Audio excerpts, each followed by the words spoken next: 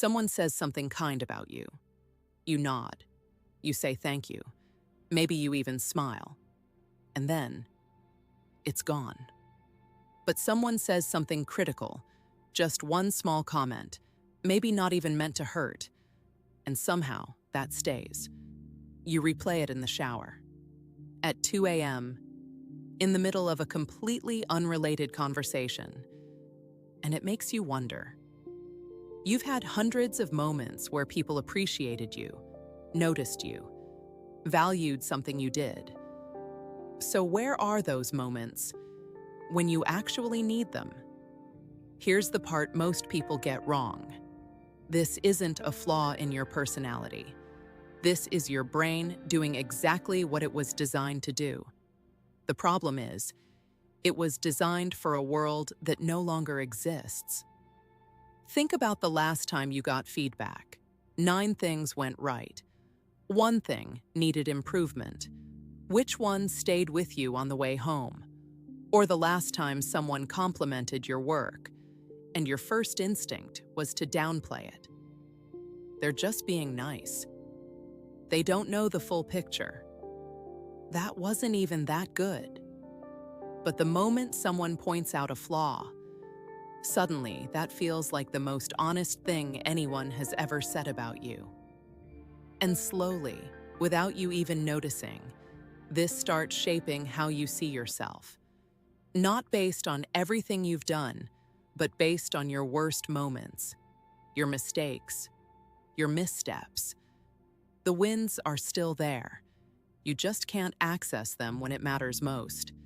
And strangely, the more self-aware you are, the worse this can feel. Because you notice everything.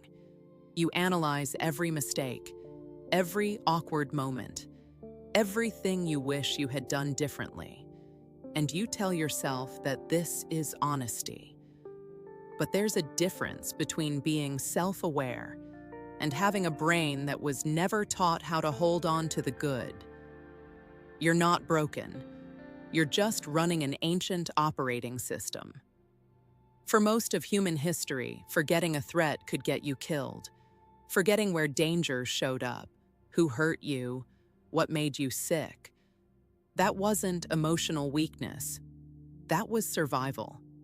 But forgetting a compliment? That didn't matter. So your brain adapted. It learned to hold on to the negative, tightly, and let the positive fade. And that system kept your ancestors alive. But today, it's overprotecting you. It treats a small comment at work like a real threat, a social slip like a risk to your place in the tribe. Because once upon a time, it actually was.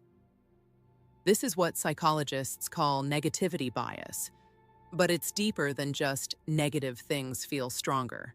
They're processed differently. When something negative happens, your brain's threat system, the amygdala, fires up instantly. Stress chemicals flood your system, and your brain basically says, "Don't forget this. This matters." It gets stored deeply, quickly, clearly.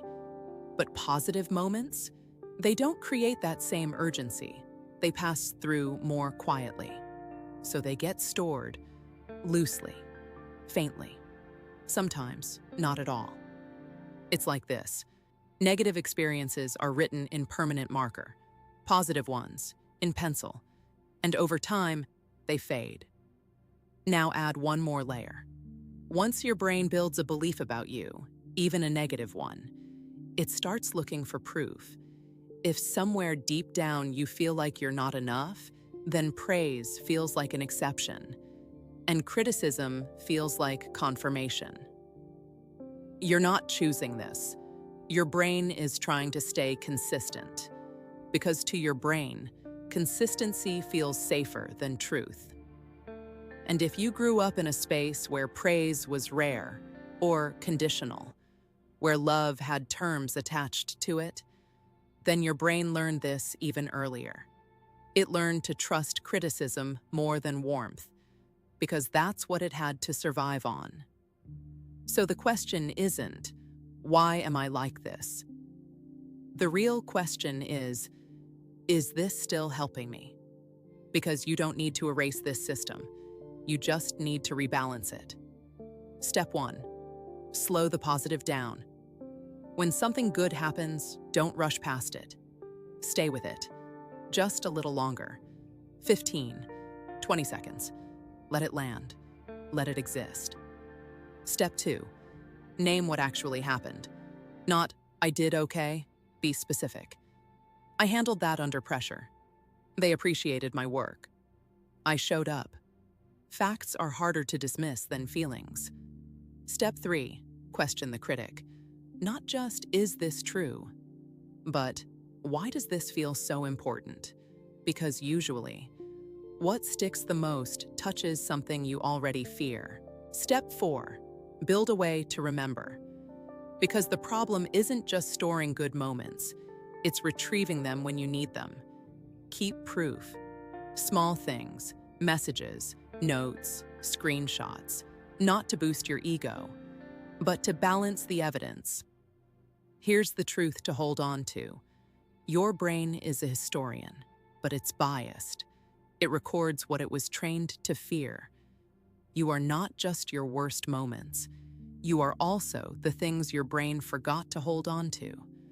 The quiet wins, the unnoticed strength, the times you handled things better than you think.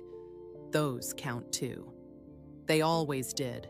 The goal isn't to ignore what went wrong. It's to stop letting that be the only thing that counts. You've spent a long time being fair to your mistakes. Detailed, honest, precise. That matters. It means you care. But fairness has to go both ways. The same attention you give to what went wrong, you're allowed to give to what went right. You don't have to believe every compliment, but you don't have to reject it instantly either. Let it stay, just a little longer, because your brain learns from repetition. What you revisit, you strengthen. What you ignore, you lose access to. And maybe you don't need to become someone new. Maybe you just need to remember who you've already been more completely.